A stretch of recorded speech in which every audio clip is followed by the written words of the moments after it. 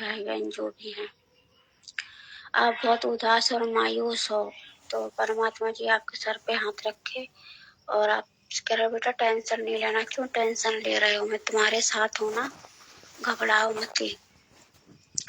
और जो भी भाई बहन है परमात्मा जो उनसे कह रहा देखो तुम्हें सब लोगों का ना भाई का साथ देना है, क्योंकि परमात्मा परीक्षा लेने के लिए कोई भी परिस्थितियों को खड़ा कर सकता है। उस समय अपने अपने मन में कोई दोष ना लाना। जो भैया को लेकर के दोष लाएगा पवन को लेकर, वो उसी समय मेरी नजरों से वो भक्ति मार्ग से गिर जाएगा। परमात्मा जी कह रहे बेटा क्यों टेंशन ले रहा है। तो भैया जी आप कह रहे हो कि दाता आप पे पूरा भरोसा है, मुझे खुद पर भरोसा नहीं। मेरे मालिक मेरे असंख्यों युग पता नहीं कितनी ऐसे युग निकल गए भटकते भटकते, आप मिले और छूट गए, आप मिले छूट गए। मालिक आपकी बार रजा करना, इस दास को भक्ति मार्ग पे विचलित ना होने देना, छोड़ना नहीं।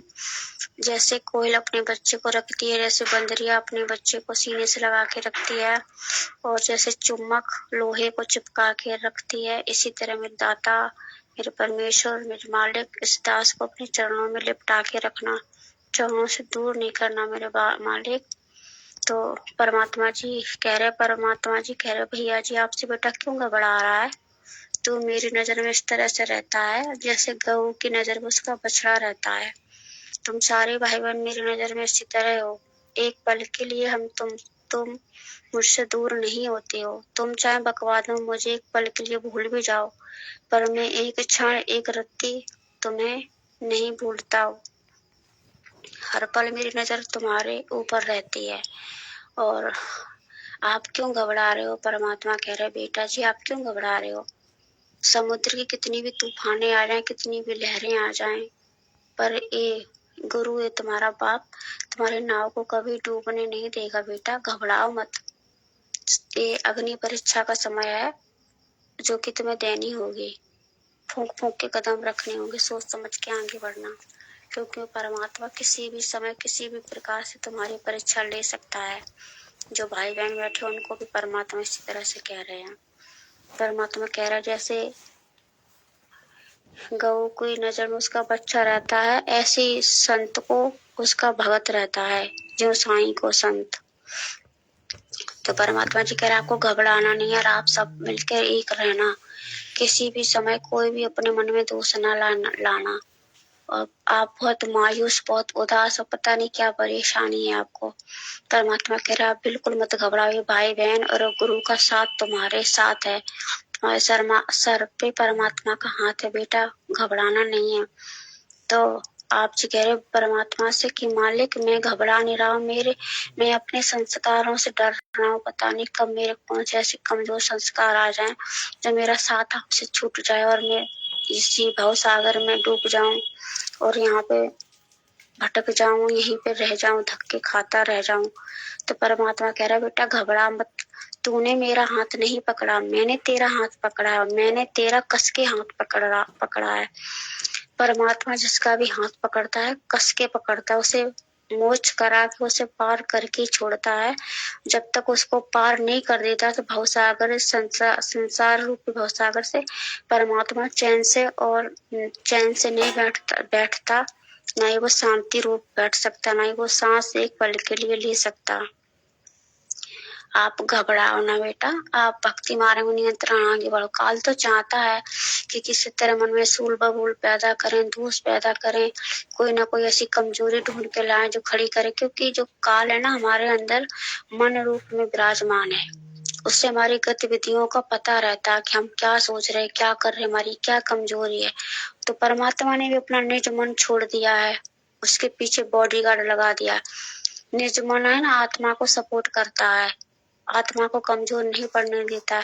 जब जब ये मन काल मन है ना आत्मा को दबाने की कोशिश करता है, तब तब ये निज मन काल से बचाता है और आत्मा को उठाता है, उसे सोई हुई आत्मा को जगाता है कि तुझे क्या करना है, तू क्या कर रही है।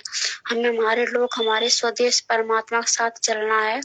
परमात्मा हमें लेने आए तो वो एकदम से सतर्क हो जाती है आत्मा को निज मन सोने नहीं देता है। मन तो चाहता है कि सो जाए, भूल जाए, भूल भुलैयाओं में लगाने की कोशिश करता है, पर जो निज मन है उसे सोने नहीं देता, ना ही एक पल के लिए भूलने देता है। जैसे अलल पंछी एक पल के लिए नहीं भूलता कि हम कहाँ से आए, कहाँ जाना, उसे हर पल ये याद रहता कि बस मैं ओढ़न योगा हो जाऊं, मैं बड़ा हो जाऊं, मैं एक पल यहाँ नहीं रुकूंगा और यहाँ से अपनी माँ के पास चला जाऊंगा आकाश में। इसी तरह परमात्मा जी आपके सर पे हाथ फेरा, जैसे कोई बेटा नाराज हो जाता है, मतलब बहुत मायूस हो जाता है, बहुत सदमे में से चला जाता है, उसका पापा उसे मनाता है कि क्यों टेंशन ले रहा बेटा, भगवान तेरे साथ है, हम तेरे साथ। इसी तरह परमात्मा आपको संभाल रहे कि बेटा घबरा मत, ये घबराने का समय नहीं है, ये आगे बढ़ने का समय है। तुम्हारा गुरु तुम्हारे साथ है, तुम डरो मत, विचलित मत हो। तो आप मेरे पर यही रो रहे, यही कह रहे परमात्मा मुझे अपने आप से डर लगता है, आप पे पूरा भरोसा है, अपनी जान से भी ज्यादा भरोसा। डर मुझे अपने आप से लग रहा है, मेरे कोई ऐसे कमजोर संस्कार ना आ जाए जो मुझे आपसे दूर कर दे। तो परमात्मा कह रहे बेटा क्यों चिंता कर रहा है, तेरे कोई ऐसे संस्कार कमजोर नहीं आएंगे, अगर आएंगे तो हम उन्हें खत्म कर देंगे आने से पहले। तेरे भक्ति रूपी मजबूत संस्कार है, तो घबरा नहीं। और सब भाई बहनों को सतर्क रहना, कब किस समय परमात्मा परीक्षा ले ले, सोच समझ के परीक्षा देनी है। एक दूसरे की देखा देखी या नकल नहीं करनी है, अपने अपने बुद्धि विवेक से विचार करना। जो पढ़ाई की अब वो समय आ गया है परीक्षा देने का।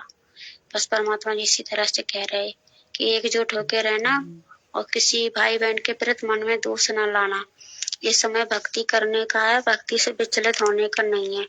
काल तो चाहता है कि हम विचलित हो जाएं, पर गुरु ऐसा होने नहीं देगा। तुम्हारा परमात्मा काल की छाती पर बैठा है, आमने सामने टक्कर है दयाल और काल की। जो इस समय भाग गया वो कायर है, और जो डटा रहा वो सूरवीर है। हम इस समय अगर मैदान छोड़ के भाग जाए तो हम जैसा कोई कायर नहीं है।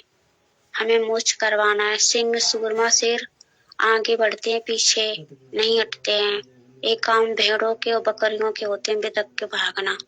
इस तरह भागना नहीं है, हिम्मत से काम लो, आगे बढ़ो, डरो मत। तुम्हारा परमात्मा साथ है, उसका आशीर्वाद तुम्हारे साथ है। हर पल हर क्षण परमात्मा की नजर तुम सब पर है। तुम्हें कोई ऐसी परिस्थितियों को सामना नहीं करना पड़ेगा जो तुम डर जाओ, हार जाओ। परमात्मा ऐसी परीक्षा लेगा जिसमें तुम पास हो जाओ। अपने परमात्मा को भरोसा रखो, डरो मत, आगे बढ़ो। सत्साई भैया जी, परमपिता परमेश्वर जी की जय हो।